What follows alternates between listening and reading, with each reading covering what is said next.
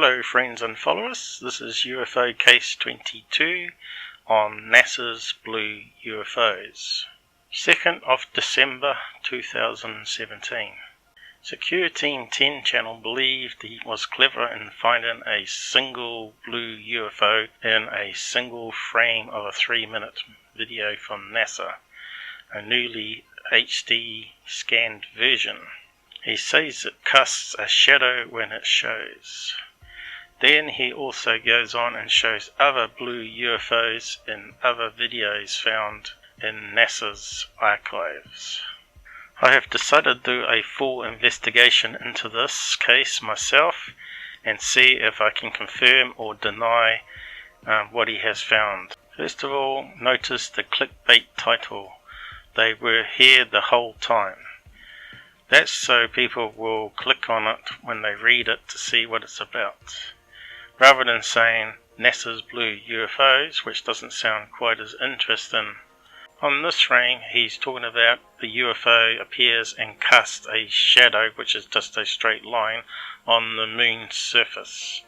I'm going to investigate this claim. As usual, he didn't list his source for the video analysis, so I asked about, and Scott Brando gave me a link to one HD version that he said was the same. Apparently though, it's a couple of seconds shorter. It's had a couple of bits cut off the front of it, but it is identical video. There are about 5 or 6 versions of the same copy up there on YouTube that I could have chosen as well. And also I have received a copy of the original TV version, which is non-HD, and I can show you some clips here. That's all, Mark. That max acceleration? Oh. Man, you are really bouncing. And here is a clip of the HD rescan. I won't show it all, just a few minutes of the intro. This one has no sound. Before I begin the video analysis part, I will go over the facts that we know about the type of camera they use and its specs and its pros and cons. Note back in 1972 on Apollo 16, where this footage was captured, that they didn't have digital cameras like we have today. What they took up was a 16mm film camera, and I'll be going over the details of that in a minute. So it was conventional film like they use in Hollywood. As you can see, me overlaying the SD TV version over top of the HD version of the areas that were cropped by the old version. And believe it or not, the area outside the TV version is where the anomalies were. That doesn't mean they were trying to cover it up, and I will show this by showing you the evidence that they did not try and cover up anything in this video. So the original was recorded on film using chemicals, and it was later scanned in for computer use in 1997 according to the metadata on a movie scan from their archive, as you can see here, and that sort of aligns with MPEG-2 compression and MPEG compression. The compression algorithm called a codec was invented in 1996, and these scans of the early TV versions were done in 1997, and the HD versions or the rescans were done in 2008-2009, looking at the metadata on some of those. So that gives us a rough idea. Of course, the original would have also been transferred to TV tape, so it was broadcast to television and used in television documentaries way before the desktop PC and its graphic applications and movie compressions were invented. and conspiracy moon landing websites saying that the video was sped up to look like it was on the moon, saying it was recorded at a lower frame rate is incorrect. Have a look at the technical specs from NASA.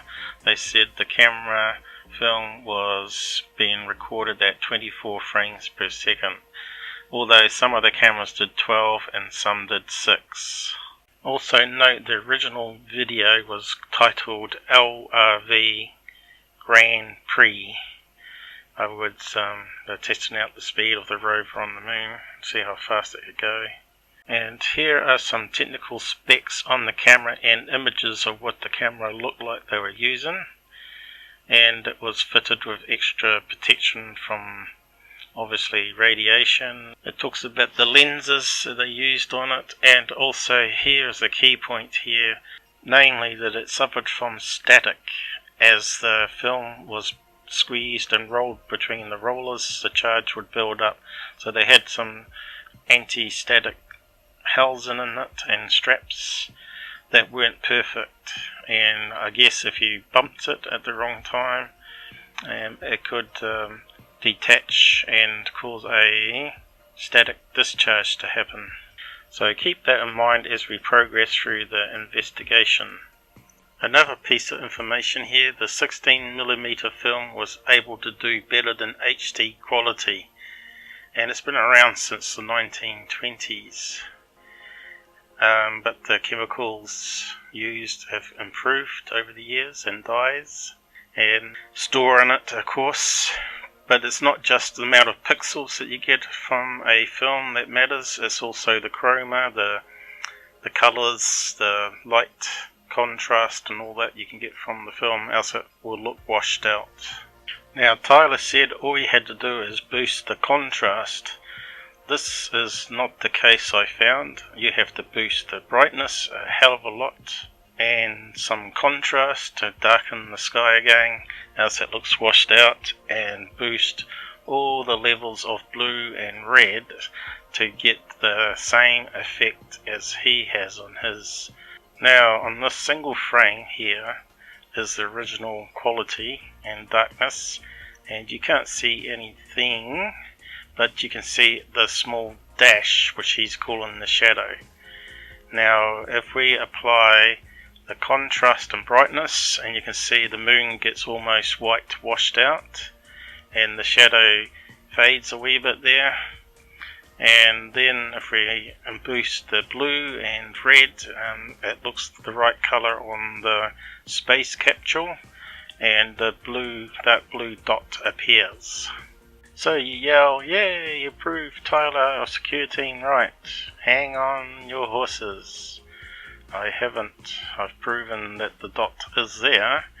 But having a UFO appear in one frame in a 24 frame second is just crazy to think that could be alien ET technology. So the next question is, could that line actually be a shadow cast by the dot? So I went and looked further in the film segment, and I found these white dots also, and also I found variations of dashes in the footage as well, also in the same place with no blue dot above. So that just totally debunks it being a shadow from the blue orb or dot. Again, this is called deceiving the people by selecting only what you want from a footage and twisting it to represent a UFO, which is meant to be alien technology that is watching what the astronauts are doing on the moon. I show the original colour and brightness where the dashes, and then I enhance it the same way as the previous blue dot analysis, and you can clearly see there's no blue or white dot or anything related to the dash being there. So the next question would be, what could cause the dash? As you can read here from UFO of Interest by Scott Brando, and we also touched on it earlier, is that the static discharge that sometimes occurs in the camera leaves these blue streaks or blue dots on the 16mm film. Also, other artifacts can occur in the processing. Dust can scratch or leave white dots and dashes or scratch lines, and I will show some examples of that and some information about it. Also, here are some images from NASA's archive showing these blue sparks from the static discharge, and some are big and some are very small, and hence that one that Secureteam 10 was showing with the contrast changes was a really minor spark, so it was very hard to see. And if you have a look at the lunar lander image here, I was zooming on the spark in this image. It's very hard to see until you zoom in, and that sure debunks it being a UFO. It's a little small piece of light further down near the lunar surface, and it's not going to be a big UFO craft casting a shadow. So that debunks it completely as nonsense again from Secureteam 10. And another example why he is Mr. Disinformation. I'm trying to educate people to question everything they see, and even here. So here's some technical details actually on the 16mm film used, and you can see here there's a lot of details about on the aspect ratios of it, and super 16mm and ultra 16mm and all the different other variations. It also talks about if you can store it properly with the right temperature and dust free, of course, that it could last hundreds of years and not degrade. But obviously film does have a lifetime, and it can slowly degrade, and the colours will shift and fade, as you can see on the examples.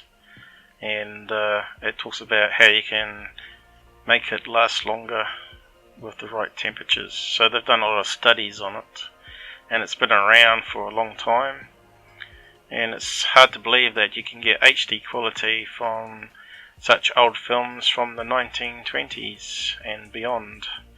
Of course, now they use mostly 35mm, and of course there's 70mm, and of course now we got digital technology that's taken over. And lastly, here's an image showing some damage done by dust with black dots and white dots and small dashes and vertical lines and horizontal lines.